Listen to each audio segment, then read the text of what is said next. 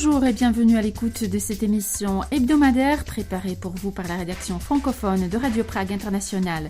Au sommaire, une nouvelle signalétique urbaine pour Prague et l'entretien avec une chef d'entreprise qui vient en aide aux réfugiés ukrainiens. Mais tout de suite, direction Kutná Hora en Bohême centrale, lieu pour le moins insolite et très prisé par les touristes. L'ossuaire de Kutná Hora va bientôt retrouver sa pyramide d'ossements qui a su subir d'importants travaux de nettoyage et de restauration. Cet immense assemblage de centaines de milliers d'os et de crânes devrait être à nouveau visible du public d'ici la fin de l'année. Les détails avec Anna Kubishta. Avant la pandémie de Covid-19, l'ossuaire de Kutná Hora, situé dans la petite église de Sedlec, était visité tous les ans par près d'un demi-million de touristes. Des visiteurs attirés tant par la charmante ville classée à l'UNESCO que par le décor intérieur singulier de l'édifice gothique remanié à l'époque baroque par Jan Blažej Santini Eichel. En effet, l'église abrite en son sein les ossements de 40 000 à 70 000 personnes mortes de la peste dans la première moitié du XIVe siècle ou un peu plus tard pendant les guerres hussites. Tous ces ossements ont été arrangés de telle sorte à former des décorations, des chandeliers, blasons, lustres et autres sculptures d'ossements empilés.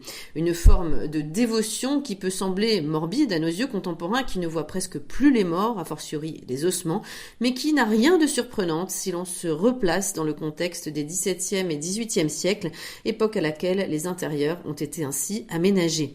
La singularité du lieu de piété l'a d'ailleurs rendu victime de son succès. Depuis 2020, il est d'ailleurs interdit de prendre des photos à l'intérieur, en cause le manque de respect de certains visiteurs pour ces lieux sacrés qui n'hésitaient pas à se prendre en selfie ou à manipuler les ossements et à publier des photos douteuses sur les réseaux sociaux. Parmi ces décors qui sortent de l'ordinaire, 4 pyramides d'ossements donc, dont l'une a été désassemblée et est actuellement en phase de longue reconstruction. Vít Mlázovský est l'architecte en charge du projet. Les 4 pyramides ont de gros problèmes qui conduisent à leur destruction progressive et à un changement de forme. En cause, l'humidité et donc par ricochet des moisissures et des champignons dans la partie inférieure de la pyramide. Donc le travail de restauration de cette pyramide est un projet pilote qui nous permet de tester toutes les procédures de restauration. Nous avons dû imaginer des procédures permettant d'empêcher à la fois la destruction et la déformation des ossements et l'affaissement de la structure.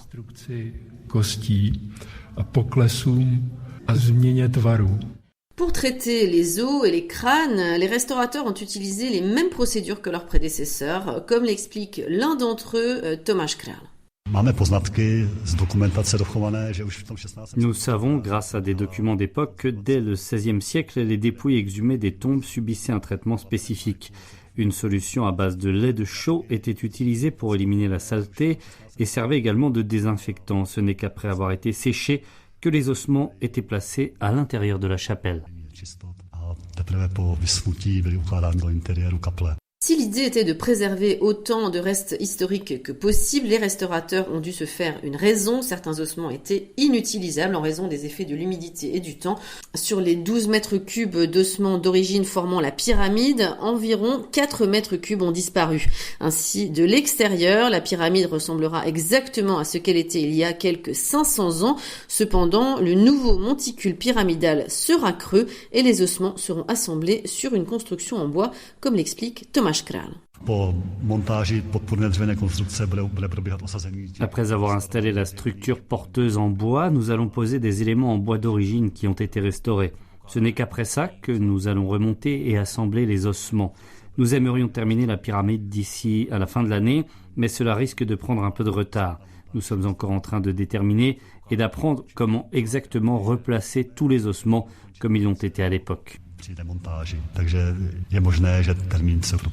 Les travaux de restauration de l'ensemble de l'église de Sedlec et de ses intérieurs sont en cours depuis 2014 et devraient durer encore au moins 2 ans. Malgré ces travaux d'envergure, le site est resté ouvert au public, excepté pendant les différents confinements liés à la pandémie de Covid-19. C'est d'ailleurs à l'occasion de ce chantier qu'en 2019, lors de fouilles réalisées aux abords du célèbre ossuaire, que les archéologues ont découvert quelques 34 fosses communes contenant 1200 squelettes. La plupart des dépouilles découvertes étaient également celles de victimes de la peste noire et de la famine.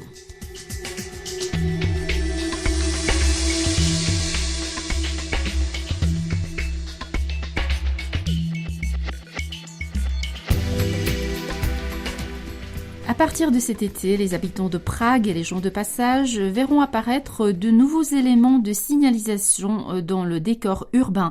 Les panneaux du métro de la capitale seront eux aussi relookés, comme nous le raconte Anaïs Rimbaud. Směrové tabule, informační panely, zvýraznění těch stěžejních informací, zároveň odjezdové panely, to znamená sdělování informací v reálném čase. Fini les panneaux sur fond blanc qui aident les Pragois à se repérer dans le métro depuis une cinquantaine d'années. À partir de l'été 2022, place à un nouveau visuel qui mettra l'accent sur la simplicité et dont l'apparence sera radicalement différente. En effet, avec une police sans empattement présentée sur fond sombre, les indications directionnelles seront plus lisibles. D'autant que cet aspect visuel sera bientôt le même dans le métro et dans les rues de la ville. Une uniformisation qui en facilitera d'autant la compréhension. Ukončete prosím výstup a nástup, dveře se zavírají. Le système sera tout d'abord testé dans 2 stations de métro, probablement Haje sur la ligne C et Palmovka sur la ligne B. Par ailleurs, l'accent sera mis sur la numérisation de l'information, avec des panneaux indiquant aux usagers des transports en commun le temps d'attente avant le départ de leur métro ou de leur tram et autres informations en temps réel. L'application Litačka, qui est actuellement le principal outil en ligne pour trouver des correspondances et acheter des billets à Prague et dans la région, fera également peau neuve. À l'avenir, elle devra être capable de guider les passagers dans les nœuds de transport complexes. Par ailleurs, cette application s'ouvrira à l'intermodalité pour proposer à l'utilisateur d'autres moyens de transport. Et l'utilisateur pourra également la personnaliser de façon à recevoir des notifications sur d'éventuels changements sur son trajet quotidien. Obelisk, což jsou nosiče obeliskových map. Pokud si dobře pamatuju, tak bych mělo do Prahy vstoupit až 800 kusů. Dále směrovníky pro pěší. Quant au système de signalétique dans la ville, il donnera la priorité aux besoins des piétons. À cet effet, le mobilier de signalétique piétonne comptera désormais quelques 800 totems piétons affichant des plans de quartier.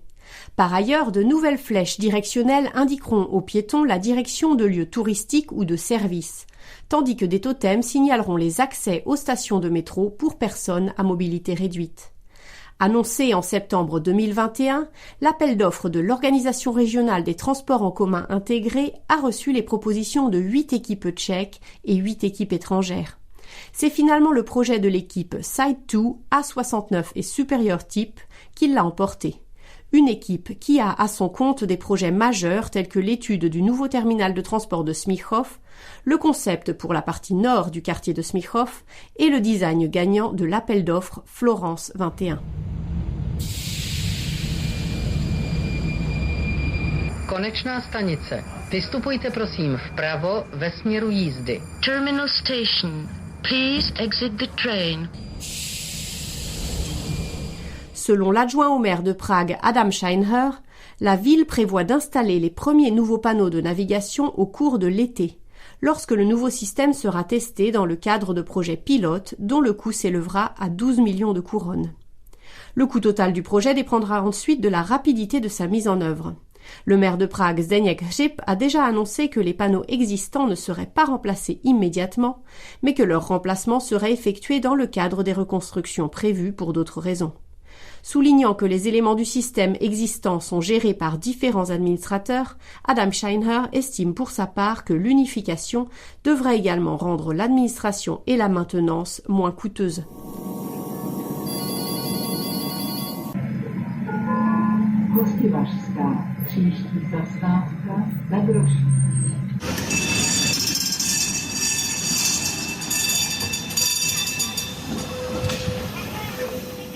Avec les premiers tests du nouveau système cet été, sont également prévues des enquêtes de satisfaction de façon à adapter l'apparence finale, qui n'est pas définitive pour l'instant, aux besoins réels des usagers.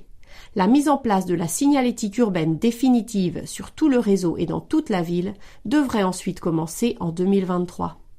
Dans la même volonté de satisfaction des usagers contemporains, les transports en commun de Prague ont récemment lancé une courte enquête en ligne afin de connaître les préférences des usagers en matière de position d'assise dans le métro pragois. Les personnes utilisant le métro au moins une fois par semaine sont invitées à y répondre d'ici au 30 avril.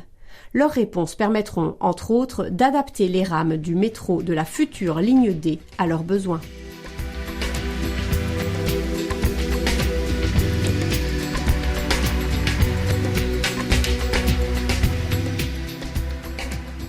Eliška Dobiašová-Turková est propriétaire d'un atelier de couture à Poděbrady, ville thermale située à une 60aine de kilomètres à l'est de Prague. Jeune maman de 3 enfants en bas âge, elle fait partie de nombreux bénévoles qui viennent en aide aux réfugiés ukrainiens. Par l'intermédiaire des réseaux sociaux, Eliška organise depuis son domicile des convois de dons matériels à destination de l'Ukraine. Depuis le début de la guerre, elle a trouvé un hébergement, un travail à plusieurs dizaines de réfugiés. Avec son mari, elle s'est engagée comme bénévole dès le premier jour de l'invasion russe en Ukraine. Au début, nous avons aidé les réfugiés directement à la frontière ukrainienne. Nous leur avons fourni des informations nécessaires pour qu'ils sachent à qui s'adresser en Tchéquie. Nous avons cherché où les loger. Sur les réseaux sociaux, j'ai fait la connaissance de dizaines de Tchèques qui essayaient d'apporter leur aide, comme moi. Actuellement, je continue de coopérer avec 4 groupes de bénévoles. Ces groupes se sont formés de manière spontanée et fonctionnent indépendamment des grandes organisations comme la Croix-Rouge. Ils sont principalement composés de femmes qui, en l'occurrence, travaillent pour la télévision et le cinéma. Chaque semaine, nous organisons un convoi humanitaire. Moi-même, je contacte des entreprises qui apportent une aide matérielle, puis nous collectons auprès du public des produits alimentaires et hygiéniques ainsi que des vêtements. Je collabore aussi avec des professionnels de la santé qui envoient en Ukraine des médicaments. Concrètement, ces groupes qui sont liés l'un à l'autre chargent partout en Tchéquie 4 ou 5 grosses voitures et acheminent ces dons à la frontière ukrainienne. Ils sont ensuite transmis à des bénévoles ukrainiens qui les transportent là où les gens en ont besoin, de préférence dans des lieux un peu oubliés qui ne sont pas forcément dans le viseur des organisations humanitaires. Actuellement, nous ciblons notre aide sur la région de Kiev.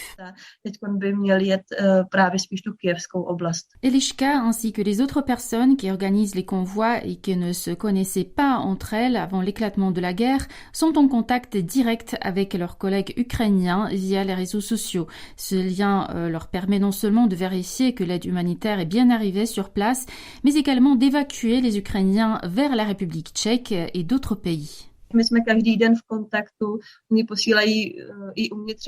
Dans les vidéos, nous pouvons voir que les produits sont déballés et transmis aux personnes concrètes. Nos partenaires en Ukraine nous disent ce qu'il faut envoyer la prochaine fois. Ils postent aussi sur les réseaux sociaux des appels lorsqu'ils cherchent un hébergement pour les familles qui veulent quitter le pays. C'est ainsi que j'ai connu Natalia, une couturière ukrainienne pleine de talent que j'embauche désormais dans mon atelier. Son histoire est terrible avec ses enfants. Elle a fui la guerre 2 fois. En 2014, quand elle a quitté Louhansk pour aller vivre à Odessa, et maintenant. À 2 reprises, Natalia a été séparée de son mari, qui continue à travailler dans une usine en Ukraine. Elle s'est adressée à moi lorsqu'elle était encore à Odessa, où la situation devenait très compliquée. Avec l'aide de plusieurs autres personnes, j'ai réussi à la faire venir en Tchéquie, à Poděbrady, avec ses 2 enfants. Ils ont traversé la Moldavie, la Roumanie, la Hongrie et la Slovaquie. En Hongrie, les douaniers avaient délivré à sa fille adulte un document suspect dont personne ne comprenait le sens en Tchéquie. Mais à cause de ce papier, elle a eu du mal à obtenir son visa en Tchéquie, a même failli être rapatriée ou transférée en Hongrie. Avec mon mari, nous avons fait l'impossible pour qu'elle puisse rester et la télévision tchèque a même tourné un reportage à son sujet. Il y a quelques jours, elle a finalement obtenu son visa tchèque. Nous lui avons trouvé du travail dans une école maternelle.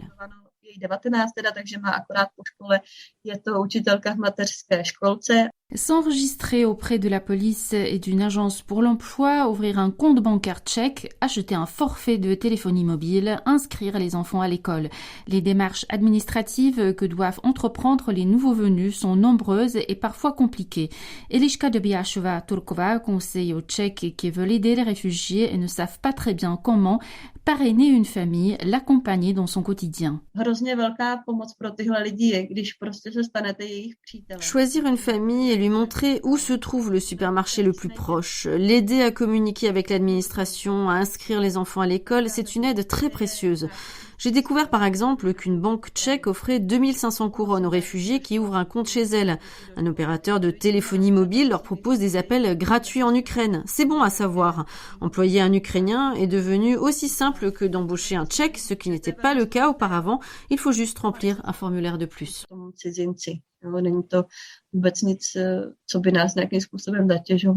Depuis le début de la guerre, Eliška a trouvé un emploi à des dizaines de réfugiés.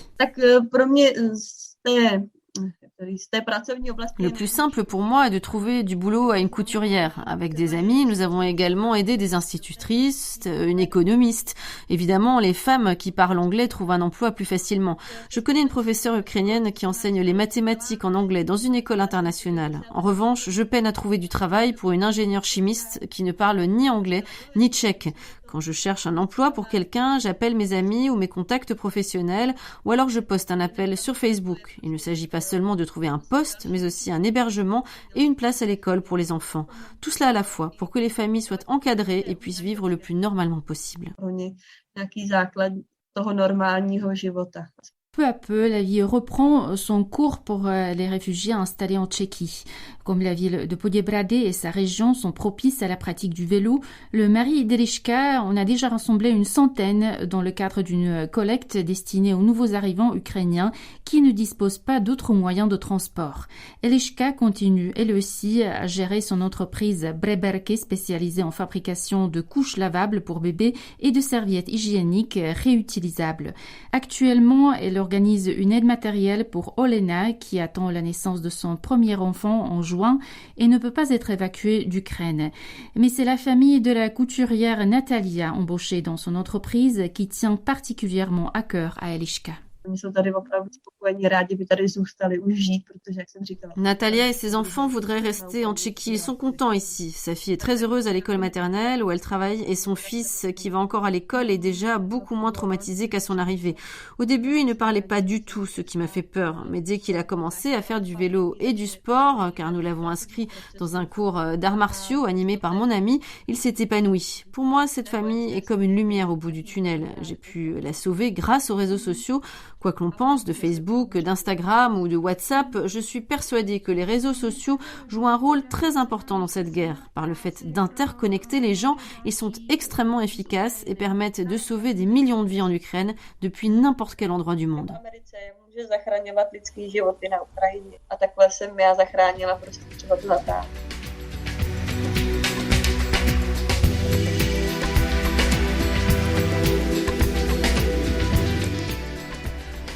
C'est la fin de cette émission produite par Radio Prague International. Elle vous a été présentée par Magdalena Hrozinkova. Retrouvez toute l'actualité en République tchèque sur notre site français.radio.cz et sur nos réseaux sociaux. À très bientôt de nouveau à l'écoute. Naslyšenou.